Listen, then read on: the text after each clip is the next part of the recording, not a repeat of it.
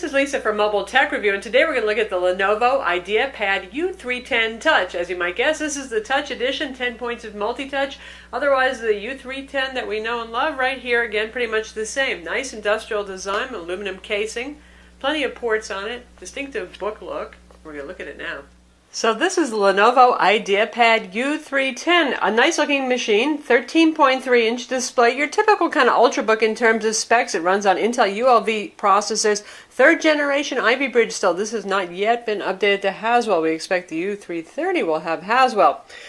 Nonetheless, a fine machine, and since there are not many Haswells out right now, what can you do? Especially with back to school season upon us, you really can't hold out for a Haswell anymore. Nice thing about the U series is it's very stylish and very well made. You get a metal casing on this and Lenovo's book design, so it's a good looking laptop. It's not one of those bland plasticky budget laptops in terms of looks, but it's not too expensive either. It starts at around $699 for the one that we're looking at right now. You may even find it a little cheaper. Lenovo has sales. Our version right here has an Intel Core i5, 1.8 gigahertz, 3337U processor, 4 gigs of DDR3 RAM, and a 500 gig conventional spinning hard drive with a 24 gig caching SSD. So that's a pretty capable machine for $699. As you can see, one of the hallmarks, besides the kind of book-like styling, which is very nice looking here on the front edge, distinctive Lenovo kind of thing going on, we have plenty of ports. We have a full-size Ethernet port right here, no dongle adapter needed to get that going. Full-size HDMI, 2 USB 3.0 ports over here, and on the other side we have a USB 2.0 port, which is fine for things like external mice, keyboards, because USB 3.0 is no benefit for those things. Your combo 3.5mm audio jack is right here. Charging ports here, it uses the standard round barrel style charging connector, not Lenovo's new rectangular style charging connector. On the front here we have LED indicator lights, and this is our SD card slot right here, which has a blank in it right now, but as you can tell the card goes all the way in, so it's not going to be sticking out. That's always nice. And back on this side again you can see we have our exhaust fan, and this is the assist button. Lenovo always has a handy way to get into recovery utilities and things to help you tune up your PC or fix it if you're having problems. On the bottom here, pretty simple design. We've got our cooling ventilation right here. You can see these 4 rubber feet. For those of you who are adventurous and want to get inside this to do some upgrades, you pop off the rubber feet. And the nice thing about the rubber feet is they're not glued on, so you don't have to worry about destroying the adhesive. You can just grab these. Some kind of really skinny screwdriver is a great way to do it. You really can't get it with your fingernail, but pops off, meant to pop off, pops back on again. Again, there are 4 Phillips head screws here, and then you have to work some kind of spludger tool, one of those plastic loyalty cards around the edge, starting from the back to pry off the bottom on this. Then you have access to a single DIMM slot and the SATA hard drive interface that's in here. And also the wireless card is socketed to, but most people don't change their wireless card.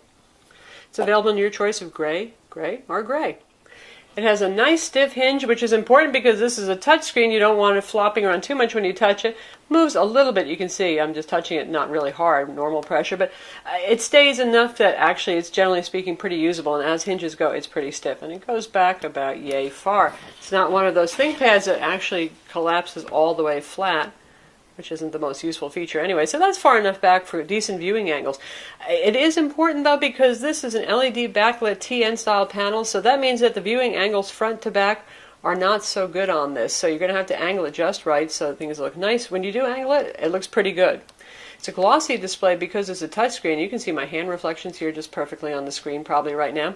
And yeah, it's annoyingly glossy because it's not super duper bright display. You're going to notice those reflections. Now, as you can see what I mean about display angles, when you bring it that far back right now, you really can't see it. The colors and the brightness are just disappearing. We're going to pick up some glare, of course, along the way too. And as I bring it forward, it gets quite good, and past a certain point, it's going to get harder to see, but you can tell that it's better actually at this angle tilted forward right now than it is at back. Anyway, that is what it is. For a machine that's around $699, maybe even lower on sale, you know, you're not going to get a nice IPS display. But for a TN panel, like I said, as long as you got it angled, it's not bad at all. It's pretty colorful, it's pretty clear. Text can look fuzzy. If you go into something like settings here where we have fairly large text, if you're used to a higher resolution display, that's going to look a little not so sharp, as this is a 1366 by 768 panel, which is your basic standard lower end resolution for for Ultrabooks that are 13.3 inches, and this is obviously running Windows 8, 64-bit right here. This is full Windows on board. Will be eligible for Windows 8.1 upgrade when that comes down the pipe this fall, which is true of every Windows 8 machine currently on the market too. So you don't do anything special, it'll just come to you over the air. And you have access to your standard Windows desktop here. That's Lenovo's usual desktop pattern. And if we take a look at our performance stuff, first we're going to look at our Windows Experience Index right here, and I'll tell you how it did on PC Mark as well. It's doing not bad. And you can see right here, processor 6.9 for that 1.8 gigahertz Core i5 ULV CPU, 5.9 for memory, that indicates that it's single channel RAM. Desktop graphics performance 4.5, 3D gaming graphics 6.2, and the disk data transfer rate is 5.9 because that's based on the 5400 RPM conventional spinning hard drive, 500 gig hard drive on here. And that's going to lower our PC Mark 7 scores because PC Mark 7 really cares a lot about the speed of your hard drive. And Ultrabooks with SSDs always do way better. Even though this has a 24 gig caching SSD, its job mostly is to help Windows 8 load much quicker. And it does indeed boot quite quickly, and it can cache some application loading as well. On PC Mark 7, it scored 2656. Again, for some of the $1,000 and up Ultrabooks with SSD drives, you'll see scores more like 4,500. That's mostly really, and what it has to do with is the speed of the drive. Also, having dual channel memory could help a little bit. That's not really the end of the world. And for 3D Mark 11, it scored 488. Not a gaming machine by any means, but most Ultrabooks really aren't. This has Intel HD 4000 integrated graphics. There are no dedicated graphics available for this. It's more than fast enough for productivity work, for your schoolwork. You can do Office all day long, social networking, Twitter. Playing HD video is just fine. Obviously, this is not an HD panel, so that would be overkill, but you can use your HDMI port out to your TV or monitor to watch HD video, full HD, in its beautiful glory. Lenovo also offers this with a Core i7 CPU. I haven't seen them offering with 8 gigs of RAM. I'm not sure why. It certainly is possible. The RAM is upgradable on this. It could go to 8 gigs, and maybe they'll bounce those SKUs around and it'll show up. But 4 gigs is enough, again, for productivity work. Even when I'm doing something using Office, using Photoshop, I may have a couple of live tile apps running over here. I really haven't exceeded 4 gigs of RAM. So unless you're doing something a lot more serious like VMs and you know that you need a lot of RAM, I wouldn't worry about it too much. You can see Lenovo has stuff bundled on here. They have the Office trial here, so you can try it out for 30 days. The usual things like eBay, Zinio, Kindle, Evernote Touch, Skype's on here, Encyclopedia Britannica. Now, most of these are really basically little web shortcuts and nothing else. If you don't want it, just press and hold, drag, and then you see an option to uninstall. Gone just like that. In terms of full-fledged bloatware, the stuff that's on the desktop here, there really isn't much at all, so good news there. The 24 gig caching SSD on this, by the way, does not show up in your My Computer Explorer because that's only used for system caching. It's not a place for you to put your files. So you're going to use that 500 gig hard drive to put your stuff.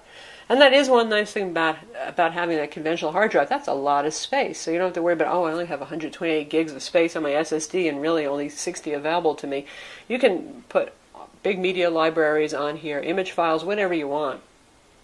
Keyboard's also quite good. Again, making this good for both school and work.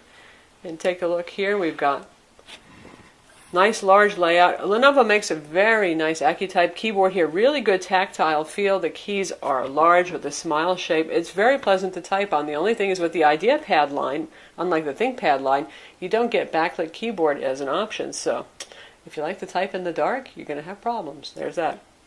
We have our FN row right up here. You don't have to hit the FN key to use the multimedia functions for volume, brightness, up and down, that kind of thing. Bedded arrow pad, page up, down, and over here on the side, which some people might like, some people might not. Large glass trackpad here, Synaptics trackpad, one of the buttonless ones, so the whole thing moves and clicks instead of having discrete separate buttons. It works quite well. Usually Lenovo puts out a pretty good trackpad, and I have no complaints whatsoever about it. In addition to 10100 Ethernet, not gigabit Ethernet, kind of a bummer there, but sufficient for most people's uses, has Intel Centrino Wireless N2230 single-band Wi-Fi that's compatible with WiDi and Bluetooth 4.0 as well. There's no NFC here. Weighs 3.9 pounds, not too thick either, 0.7 inches, and that's an aluminum casing on this. So, again, what you're paying for your $700 here is Largely the casing quality, the look, the design, that kind of thing. Battery life, it has a 3-cell battery, and it hasn't been the strong point of the machine, to be honest. It runs about 4.5 hours on a charge, so if you guys need one of those Energizer bunnies that you're not going to have to plug in all day, this is not it. If you're doing productivity work, obviously, it's going to last a whole lot longer if you're just working in Word or Excel or something like that. But if you throw in some streaming video playback, a little YouTube fun, image editing, even if you do a lot of image editing, you're going to be closer to the 4-hour mark. If you're doing productivity, you can squeeze 4.5, maybe 4.75 out. Because the display is not that bright, I would say you're probably not going to be running it very dark. Right now we're at our brightest setting, and if we just drop it down to about the 50% point, you can see we're in a reasonably bright room, but not hugely bright, and that's already kind of really too dim to use. The fan is also usually audible on this. Probably you can hear the difference now that I've closed it and it's gone to sleep. It's not blasting full bore, but you can just about always hear it. So those of you who crave a silent machine, again, this one isn't for you. Not that it's a vacuum cleaner, but it's not whisper quiet at all times either, even when just running on battery power. Lenovo also offers this with a Core i3 option. I really advise against it, though. Right now, the Core i3 is more expensive than the i5. Go figure, because Lenovo has sales on the i5 and even on the i7 going on. The i3 has slower graphics on it, does not have turbo boost. It's just not worth saving your money on that. Do not save your money in that way. As a consolation for battery life, the charger is really, really compact, so it's not much to carry around. Only a couple of ounces, not too heavy, and incredibly long amount of cord here, so you don't have to be the closest to the outlet to actually be able to plug in and charge this guy. In terms of web browsing, you have the usual dual versions of IE10. You have the Metro Live Tile version here that runs full screen, and also the regular version that runs on the desktop, and we'll use the Metro one here for a change. And here's our website running just fine. Pinch zooming works, all that kind of thing. So, you know, it's a pretty decently powerful PC. You're not going to have any problems there. And now we've switched to the desktop version of IE, so you can see both versions. This is probably the one that you're more accustomed to if you've been using Windows 7. Still supports pinch zooming and all that kind of thing. And we'll check out video review. So we can see streaming video, and this is of the Nexus 7 2013 edition. And you can see how nice and colorful images look here. It's not really a bad display, to be honest, for the price. You can hear how loud the speakers are too. Dolby audio, a little on the tinny side, but boy loud. We're at 70% volume right now. This is Lisa from Mobile Tech Review, and today we're going to look at the Nexus 7. This is the second generation Nexus 7 2013 edition. Google didn't come up with a new name for it, so that's the best we can do in trying to describe this. 720p, now full screen. Really nice display, the highest resolution 7-inch display you're going to find on a tablet right now. Nice industrial design, fast. So all in all, it's pretty capable. Like I said, you can do your productivity work, your school work on this, you can do image editing on this, you can stream video. Not bad. You get a good keyboard. Metsa battery life, that's one of the challenges. Certainly a nice looking machine and pretty solidly built. Got metal everywhere and a good selection of ports, so not a bad machine at all. So that's the Lenovo IdeaPad U310, 3.9 pounds, not too heavy. You're probably not going to rest it on your shoulder all the time like this, but still very portable, fairly powerful, decent machine for the money. I'm Lisa from Mobile Tech Review. Visit our website for the full review of the Lenovo U310, and don't forget to subscribe to our YouTube channel.